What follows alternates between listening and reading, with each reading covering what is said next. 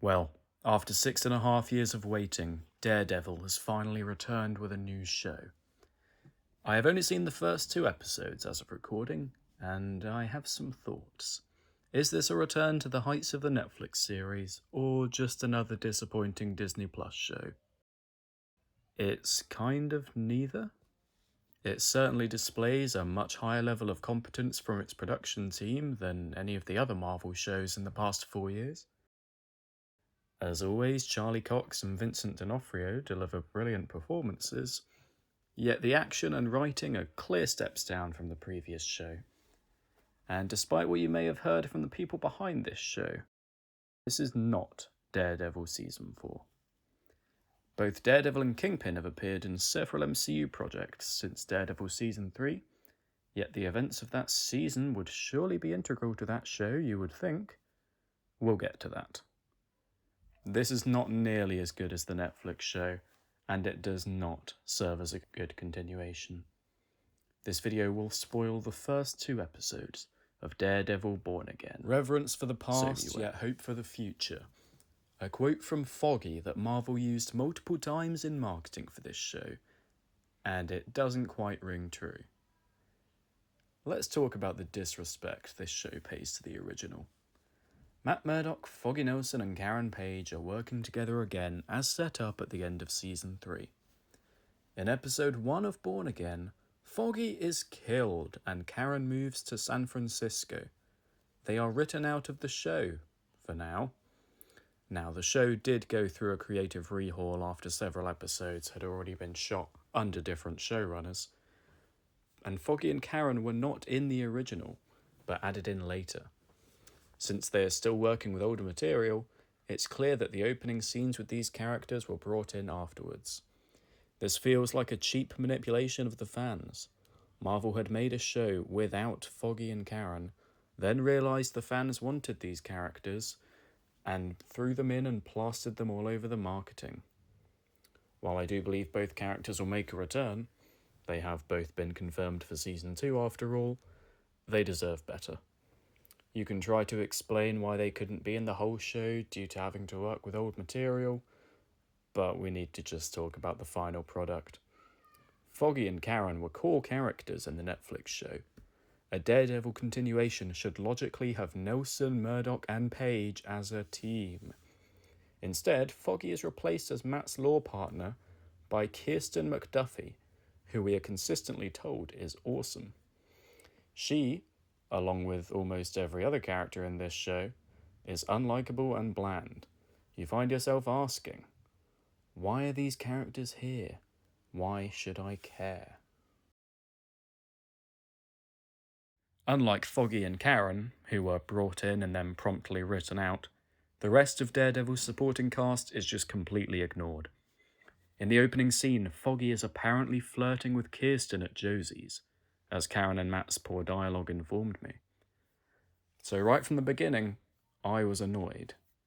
Last time we saw Foggy, he was in a very strong and loving relationship. Anyone remember Marcy? Clearly the writers do not, nor do they care. Surely she, along with his family, would be seen at his funeral. Who knows? We didn't see the funeral. The show skipped to a whole year later. This issue will be discussed more. Where is Ellison?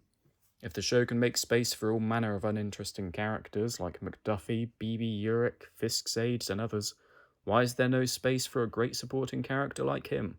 He'd surely be doing reporting on the whole Fisk Mayor business.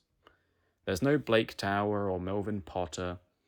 We're doing a police storyline and Brett Mahoney is nowhere to be seen. Bloody hell, there really was no care taken here for the original show and its characters. Imagine if instead of Cherry, it was Mahoney who found Matt crying on the roof, unmasked as Daredevil. He had lots of interaction with Daredevil in Seasons 1 and 2. Creating more of a bond between these two could be great, assuming you do kill Foggy, which is still a bad decision to begin with. Cherry works fine, but in no world should all these new characters be here instead of Daredevil's original supporting cast. So, Matthew Murdock loses his best friend and tries to kill the man responsible. Surely his mum would be there to support him. So I have to ask, Where is Sister Maggie? These two have a good relationship by the end of season 3. He said he might even come to her for help sometimes now that Father Lantom is gone. This is unacceptable. You can't just ignore this massive person in Matt's life. This year time skip would never have happened in the Netflix show. We don't get to see Matt deal with his trauma, which Maggie would obviously help him with. Matt's Catholicism would play a huge role in how he deals with all of this, and we barely get any reference to it. The Netflix show portrayed Matt's constant struggle with his faith. He wants to kill Fisk in season 1, but is conflicted with it due to his faith. He argues with both Frank and even Karen in season 2 about whether it's acceptable to take a life of someone who commits horrible acts. He believes it's up to God who lives and dies. Season 3 is a beautiful exploration of Matt's faith. He is broken, has lost his love for God, and leaves Matt Murdock behind to be fully Daredevil. He again wants to kill Fisk, but eventually manages to overcome his crisis of faith and is born again as both Matt Murdock and Daredevil. As a loose adaptation of the Born Again storyline from the comics, Season 3 thrives and fully embraces the religious themes.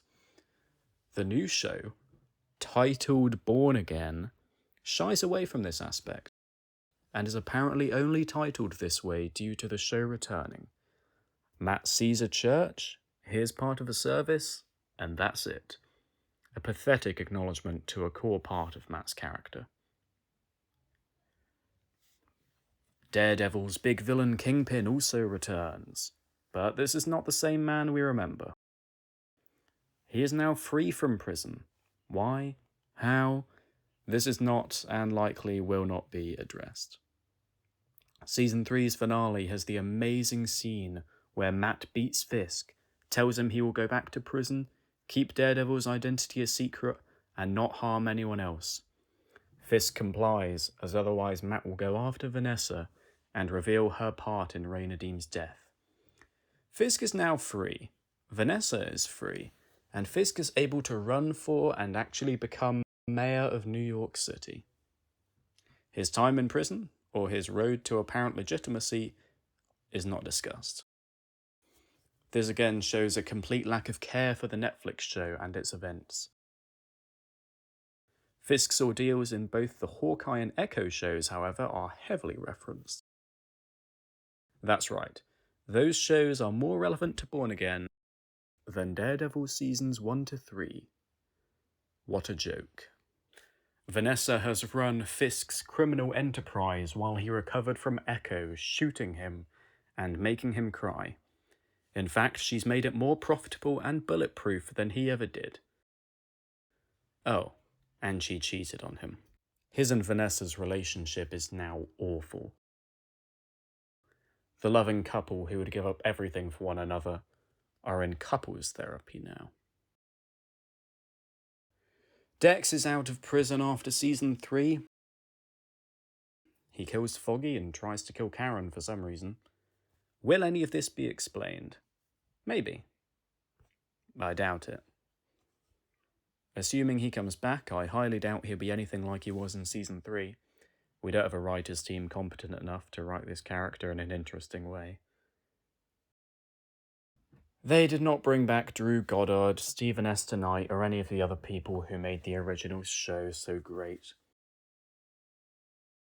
Even the opening credits are worse, the music is worse, the dialogue is poor, the CGI is embarrassing. Hey, maybe it'll improve. I will be watching. Yes, this is the best Marvel live-action Disney Plus show. Low bar, I know. But given my investment in the original show, I think this one bothers me the most. There's no... They'll never know what you sacrificed for them. Or... But it's certainly not good. It is Daredevil, however. He's got a good costume. Cox and D'Onofrio are good actors. Foggy and Karen appear. That's enough for a lot of people. Most people don't care if they directly continue from the Netflix show, or if characters like Mahoney, Marcy, or Maggie appear. But I care. Daredevil is a beautiful show, and this is a pale imitation, and a bad sequel. Yes, this video was originally recorded when only the first 2 episodes of Born Again were out, but you know, amateur video making takes quite a while. So here it is. There'll probably be more stuff coming out in the future, so you know, stay tuned. And thank you for watching.